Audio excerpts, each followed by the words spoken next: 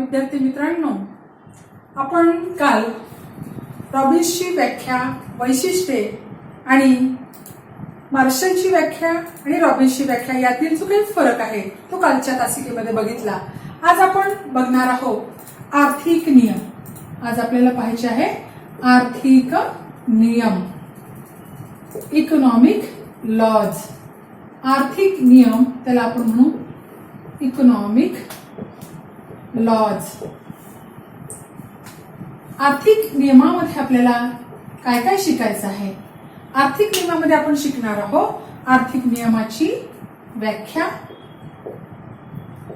आर्थिक नियमाचे प्रकार, आर्थिक नियमाची वैशिष्ट्ये आणि आर्थिक नियम व भौतिक नियमाची तुलना आपल्याला शेवटी पाहायची आहे. तर सुरुवातीला आपण पाहू आर्थिक नियमाची व्याख्या. त्या अगोदर आपण थोडी प्रस्तावना बघू की शास्त्र कोणतंही असो, शास्त्र म्हटलं की नियम हे आलेच. मग भौतिकशास्त्रातील नियमाला आपण भौतिक नियम म्हणतो, रसायनशास्त्रातील नियम हे रासायनिक नियम असतील. तसंच अर्थशास्त्रामध्ये जे नियम आहे त्या नियमाला आपण कोणते नियम म्हणू? आर्थिक नियम. अर्थशास्त्रामधील नियमाला आपण काय म्हणू? आर्थिक नियम असं म्हणू. आणि म्हणून आर्थिक नियम म्हणजे काय किंवा आर्थिक नियमाची जी व्याख्या आहे ती व्याख्या आपण सर्वप्रथम बघू. आर्थिक नियमाची व्याख्या पाहताना दोन व्याख्या आपण पाहणार आहोत. त्यातली पहिली व्याख्या आहे प्रोफेसर मार्शल यांची व्याख्या पाहू आणि त्यानंतर प्रोफेसर रॉबिन्स यांची व्याख्या आपण पाहू. पहिली व्याख्या आपण पाहू प्रोफेसर मार्शल यांची व्याख्या. ते असं म्हणतात की ज्यांच्या प्रेरक इच्छांची तीव्रता पैशाच्या स्वरूपात मोजता येते अशा प्रयत्नांबाबत सामान्य प्रवृत्ती दर्शविणारं जे विधान आहे त्या विधानाला आर्थिक नियम असं म्हणतात. दुसरी व्याख्या आपण पाहू प्रोफेसर रॉबिन्स यांची व्याख्या. रॉबिन्स असं म्हणतात की अनंत गरजा आणि दुर्मिळ परंतु पर्यायी उपयोगाला येणारी साधनं यांचा मेळ घालण्यासंदर्भात मनुष्य जे प्रयत्न करतो त्या प्रयत्नांबाबत मानवी प्रवृत्ती दर्शविणारं जे विधान आहे त्या विधानाला काय म्हणायचं? आर्थिक नियम असं म्हणायचं. आता आर्थिक नियमाची जी व्याख्या आहे त्या व्याख्या आपण बघितल्या. मार्शलची व्याख्या पाहिली आणि रॉबिन्सची व्याख्या आपण पाहिली. त्यानंतर आपण बघूया की आर्थिक नियमाचे प्रकार. आपल्याला पाहायचे आहे आर्थिक नियमाचे प्रकार. तर आर्थिक नियमाचे जे प्रकार आहे त्यामध्ये प्रामुख्याने आर्थिक नियमाच्या प्रकारांमध्ये 3 प्रकारांचा प्रामुख्याने समावेश होतो. त्यातला पहिला आहे नैसर्गिक नियम. अर्थशास्त्रातील नियम, काही जे नियम आहे अर्थशास्त्रातील ते नैसर्गिक नियमामध्ये मोडतात. जे नियम निसर्गतः सिद्ध होतात. जे नियम कसे सिद्ध होतात? जे नियम निसर्गतः सिद्ध होतात त्या नियमांना म्हणतात नैसर्गिक नियम. त्यांना सिद्ध करण्याची गरज पडत नाही. ते निसर्गाने सिद्ध केले आहे किंवा ते निसर्गतः सिद्ध होतात म्हणून त्या नियमाला आपण कोणता नियम म्हणतो? नैसर्गिक नियम म्हणतो. याचं उदाहरण आहे. उदाहरणार्थ कोणता नियम? उदाहरणार्थ आर्हासी उत्पत्ती नियम. कोणता नियम आहे? आर्हासी उत्पत्ती नियम. आर्हासी उत्पत्ती नियम जो आहे, घटत्या उत्पत्तीचा नियम जो आहे हा नैसर्गिक नियम आहे. आपण जर एका भूमीच्या तुकड्यावर श्रम आणि भांडवलाच्या मात्रा सातत्याने वाढवित गेलो तर एका विशिष्ट मर्यादेपर्यंत उत्पादन वाढत जाईल आणि त्यानंतर मात्र त्या भूमीवर आपण श्रमाच्या आणि भांडवलाच्या मात्रा वाढविल्या तरी सुद्धा उत्पादन हे कालांतराने कसं होईल? कमी कमी होत जाईल. कारण भूमीला घटत्या उत्पत्तीचा जो नियम आहे तो नियम लागू पडतो. आणि म्हणून काही नियम कसे असतात अर्थशास्त्रातील? नैसर्गिक नियम असतात. ते निसर्गतः सिद्ध होतात. उदाहरणार्थ आर्हासी उत्पत्ती नियम. त्यानंतर दुसरा प्रकार आहे स्वयंसिद्ध नियम. आर्थिक नियमाचा दुसरा प्रकार आहे कोणते नियम? स्वयंसिद्ध नियम. स्वयं सिद्ध इथे दोन शब्द आहेत, स्वयं आणि सिद्ध. जे नियम स्वतः सिद्ध होतात त्या नियमांना स्वयंसिद्ध नियम असे म्हणतात. त्यांना सिद्ध करण्याची गरज पडत नाही, ते स्वतः सिद्ध होतात. अशा नियमाला आपण कोणते नियम म्हणू? स्वयंसिद्ध. काही आर्थिक नियम हे कसे असतात? स्वयंसिद्ध असतात, ते स्वतः सिद्ध होतात. याचंही उदाहरण आपण पाहू की याच्या उदाहरणामध्ये आपल्याला घेता येईल की संयोजक किंवा जो संघटक असतो, हा संघटक नेहमी नफ्यासाठी काय करतो? धडपडतो. म्हणजे प्रत्येक संघटकाला काय वाटत असतं की मला जास्तीत जास्त नफा मिळाला पाहिजे. म्हणजे संघटक नफ्यासाठी धडपड करतो, हा स्वयंसिद्ध नियम आहे. सिद्ध करून कोणत्याच संघटकाला असं वाटत नाही की बा मला नफा मिळू नये. प्रत्येक संघटकाचा उद्देश हेतू हेच असतो की मला काय मिळायला पाहिजे? महत्तम नफा मिळाला पाहिजे. त्यानंतर एक पुन्हा आपण दुसरं उदाहरण घेऊ की प्रत्येक व्यक्तीला काय वाटतं की तिच्याजवळ असलेल्या कमीत कमी उत्पन्नात म्हणजेच मर्यादित उत्पन्नात कोणतं समाधान पाहिजे असतं त्याला? महत्तम समाधान. म्हणजे प्रत्येक व्यक्तीला काय वाटतं की माझ्याजवळ असलेल्या कमीत कमी उत्पन्नात मला कसं समाधान मिळालं पाहिजे? महत्तम, जास्तीत जास्त समाधान मिळालं पाहिजे. हा सुद्धा नियम कसा आहे? अर्थशास्त्रातला स्वयंसिद्ध नियम आहे. आणि म्हणून स्वयंसिद्ध नियम म्हणजे जे नियम कसे सिद्ध होतात? मग स्वतः सिद्ध होतात.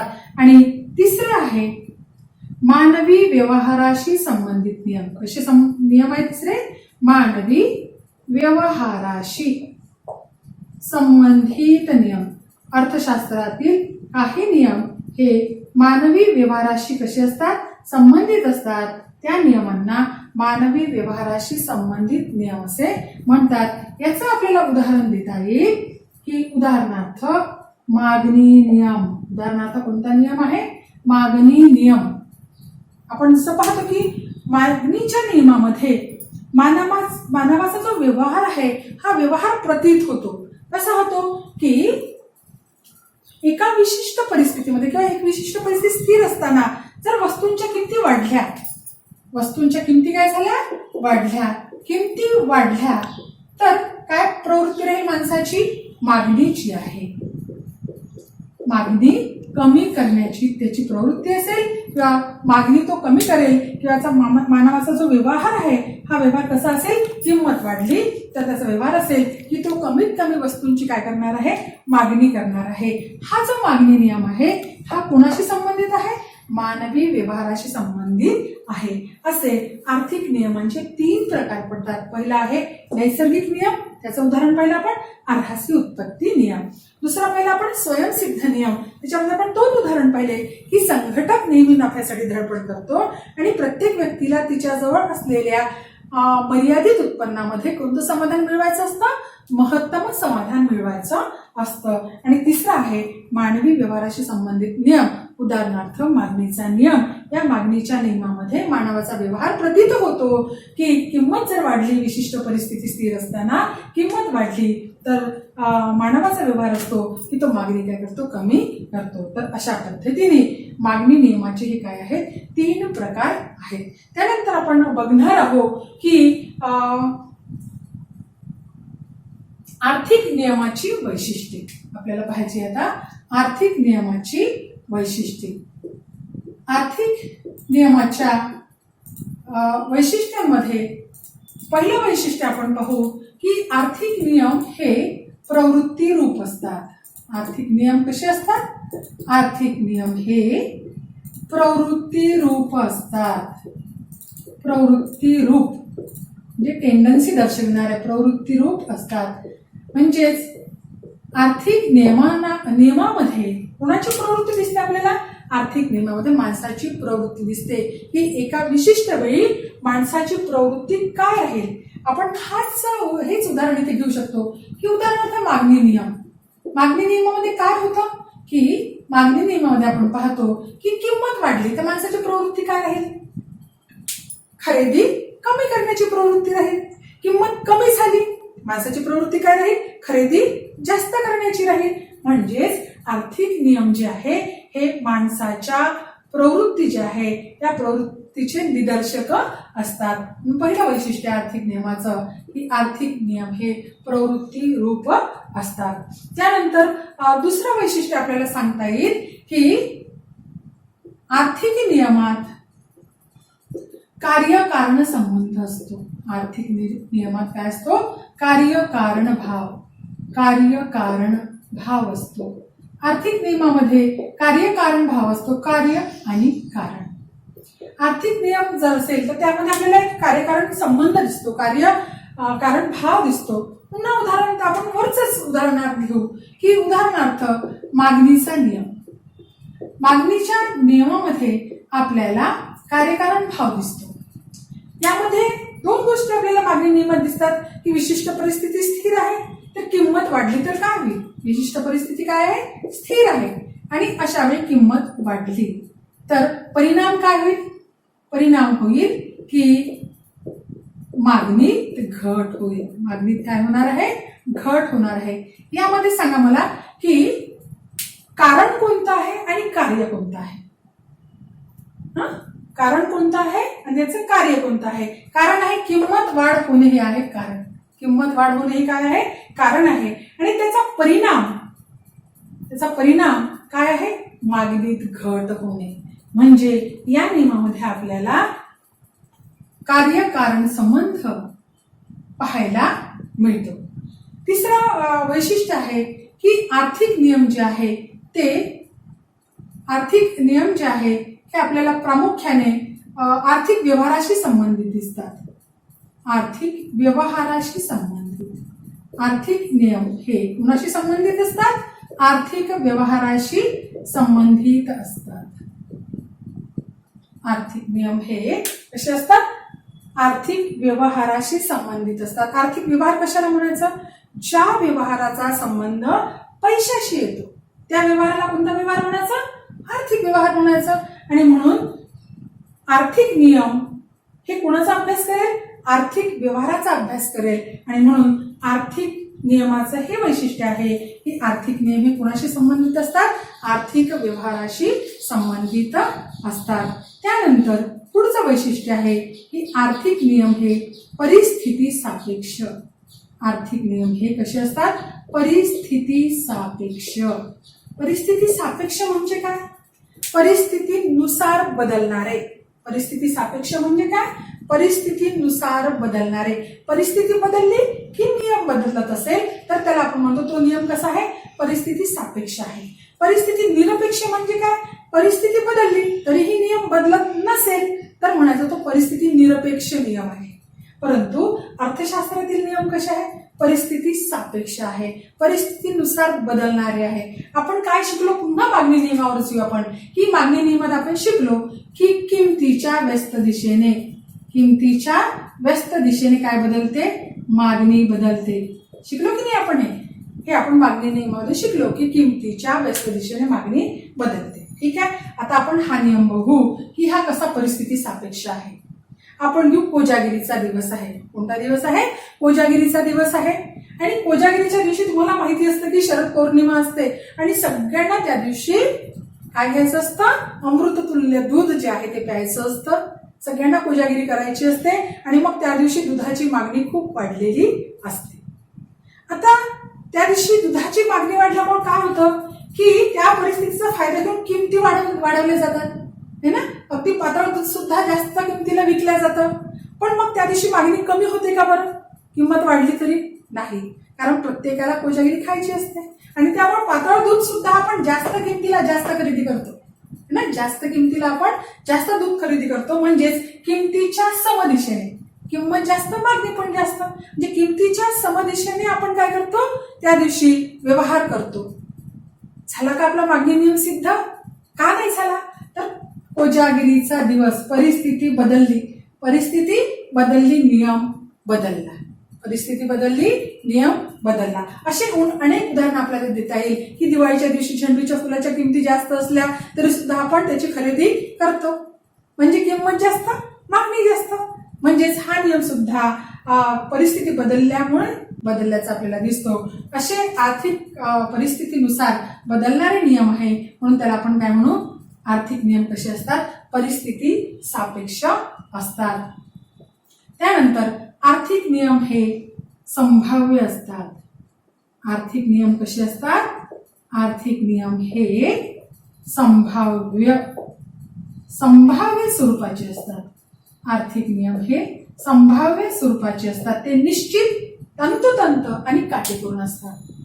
ते निश्चित, तंतोतंत आणि काटेकोर नसतात. ते कसे दिसतात आपल्याला, संभाव्य स्वरूपाचे दिसतात. म्हणजे मागणीच्या नियमामध्ये किंमत वाढली तर मागणी कमी होईलच हे ठासून सांगता येत नाही, है ना. का बरं, तर संभाव्य आहे.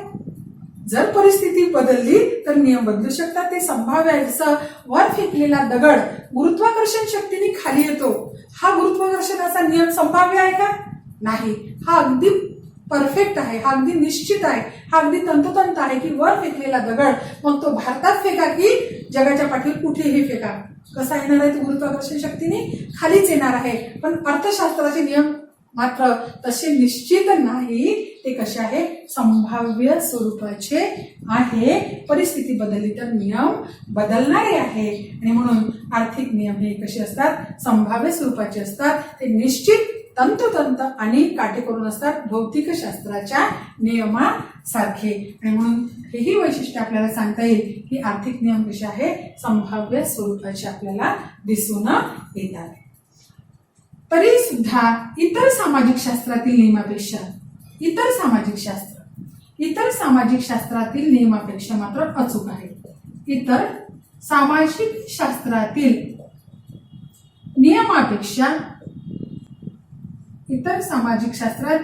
नियमापेक्षा मात्र ते आपल्याला कसे दिसतात, जास्त तंतोतंत दिसतात. जसं इतर सामाजिक शास्त्रातील नियमामध्ये राज्यशास्त्र आहे, इतिहास सुद्धा सामाजिक शास्त्र आहे. तर या इतर सामाजिक शास्त्रातील नियमापेक्षा मात्र अर्थशास्त्रातील नियम हे आपल्याला निश्चित दिसतात काही प्रमाणामध्ये. याचं कारण काय, तर अर्थशास्त्रामध्ये एक मापदंड आहे व्यवहार मोजण्याचं, ते म्हणजे पैसा. आणि म्हणून इतर सामाजिक शास्त्रातील नियमापेक्षा आपल्याला अर्थशास्त्राचे नियम कसे दिसतात, काही प्रमाणामध्ये निश्चित स्वरूपाचे दिसून येतात. ते भौतिक शास्त्राच्या नियमा इतके काटेकोर नाहीत, पण सामाजिक शास्त्रातील नियमापेक्षा किंवा इतर सामाजिक शास्त्रातील नियमापेक्षा मात्र ते आपल्याला निश्चित दिसतात. तर ही सर्व वैशिष्ट्ये जी आहे ती कशाची आहे, आर्थिक नियमाची आहे. कोणकोणती वैशिष्ट्ये बघितली आपण, आर्थिक नियम हे प्रवृत्तीरूप असतात, आर्थिक नियमामध्ये कार्यकारण भाग संबंध असतो, आर्थिक व्यवहाराशी संबंधित असतात आर्थिक नियम हे परिस्थिती सापेक्ष असतात, आर्थिक नियम हे संभाव्य स्वरूपाचे असतात, ते निश्चित, तंतोतंत आणि काटेकोर नसतात. आणि इतर सामाजिक शास्त्रातील नियमापेक्षा मात्र ते निश्चित आपल्याला दिसून येतात. तर ही झाली आर्थिक नियमाची वैशिष्ट्ये. आणि सरतेशेवटी आपण पाहणार आहोत आर्थिक नियम आणि भौतिक नियमाची तुलना. आर्थिक नियम आणि भौतिक नियमाची जी तुलना आहे ती तुलना आपल्याला पाहायची आहे की काय फरक आर्थिक नियम आणि भौतिक नियमामध्ये दिसून येतो. तर आर्थिक नियम आणि भौतिक नियमामध्ये आपल्याला जो फरक आहे तो या ठिकाणी पाहायचा आहे. आता आपण शिकताना दोन्ही नियम शिकलो जवळपास, की आर्थिक नियम कसे असतात आणि मग सांगताना मी तुम्हाला हेही सांगितलं की भौतिक नियम जे आहे हे कशा पद्धतीचे असतात. तर आपण यातला फरक पाहू की आर्थिक नियम आणि भौतिक नियमामध्ये काय फरक आहे. पहिला फरक आपल्याला सांगता येईल की आर्थिक नियम हे कसे असतात, परिस्थिती सापेक्ष असतात. आर्थिक नियम कसे असतात, परिस्थिती सापेक्ष असतात. भौतिक शास्त्राचे नियम कसे असतात, परिस्थिती निरपेक्ष असतात. कसे असतात ते, परिस्थिती निरपेक्ष असतात. आर्थिक नियम हे परिस्थिती सापेक्ष आहे, भौतिक शास्त्राचे जे नियम आहे ते परिस्थिती निरपेक्ष असल्याचं आपल्याला दिसून येतात. त्यानंतर दुसरं आहे की आर्थिक नियम जे आहे ते निश्चित, तंतोतंत आणि काटेकोर नसतात. निश्चित, तंतोतंत व काटेकोर नसतात. आपण आताच बघितलं की अर्थशास्त्रातला नियम निश्चित नाही, तंतोतंत नाही आणि काटेकोर सुद्धा नाही. कारण मागणीचा नियम, किंमत वाढली तर मागणी कमी होते, हा नियम आपण परफेक्ट आहे सांगू शकत नाही. कारण परिस्थिती बदलली तर नियम बदलतात. म्हणून ते निश्चित, तंतोतंत आणि काटेकोर नसतात. मात्र भौतिकशास्त्राचे नियम कसे असतात, ते निश्चित असतात, ते तंतोतंतही असतात आणि ते कसे असतात, काटेकोर स्वरूपाचे असतात. निश्चित, तंतोतंत आणि काटेकोर स्वरूपाचे असतात. उदाहरणार्थ कोणता नियम सांगितला तुम्हाला मी, गुरुत्वाकर्षणाचा नियम. वर फेकलेला दगड गुरुत्वाकर्षण शक्तीने कसा येतो, खाली येतो. हा नियम कधीही बदलत नाही. तो कसा आहे, निश्चित आहे, तंतोतंत आहे आणि काटेकोर सुद्धा असल्याचं आपल्याला दिसून येतो. त्यानंतर तिसरा फरक आहे की आर्थिक नियमामध्ये सचेतन, आर्थिक नियमामध्ये कशाचा अभ्यास होतो, सचेतन मानवाच्या आर्थिक व्यवहाराचा अभ्यास होतो, है ना. इथे जो अभ्यास होतो कोणाचा होतो, सजीव माणसाचा अभ्यास होतो, सचेतन मानवाच्या आर्थिक व्यवहाराचा अभ्यास होतो. तर भौतिकशास्त्रामध्ये कशाचा अभ्यास होतो, जड आणि अचेतन घटकाचा, जड व अचेतन घटकाचा अभ्यास होतो. अर्थशास्त्रामध्ये कशाचा अभ्यास होणार आहे, अर्थशास्त्रामध्ये सचेतन मानवाच्या आर्थिक व्यवहाराचा अभ्यास होईल. तिथे जड व अचेतन घटकाचा अभ्यास होतो.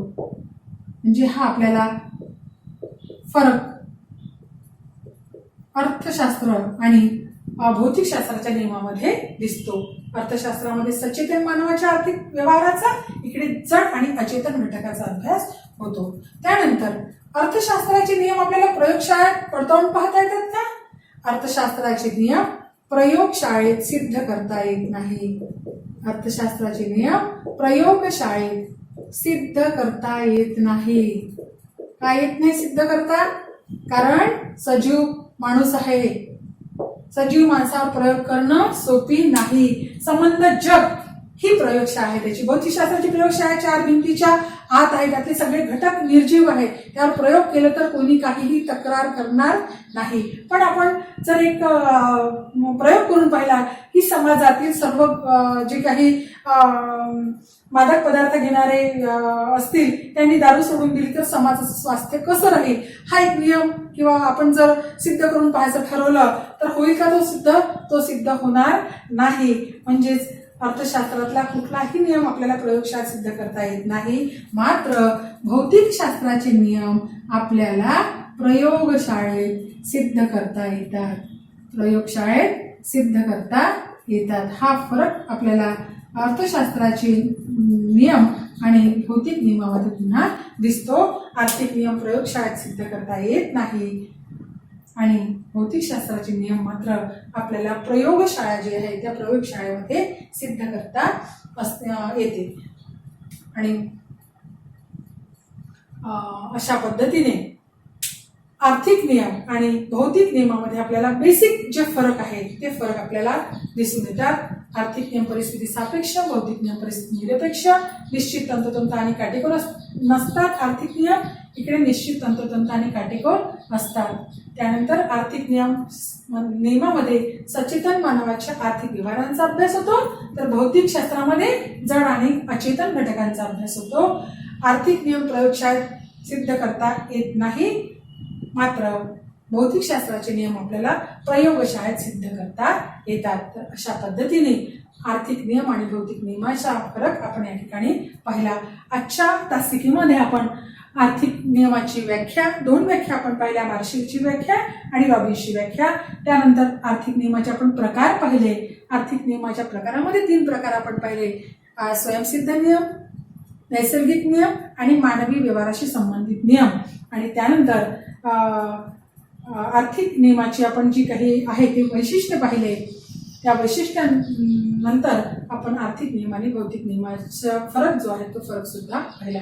या ठिकाणी आज आपलं हे प्रकरण पूर्ण झालेलं आहे.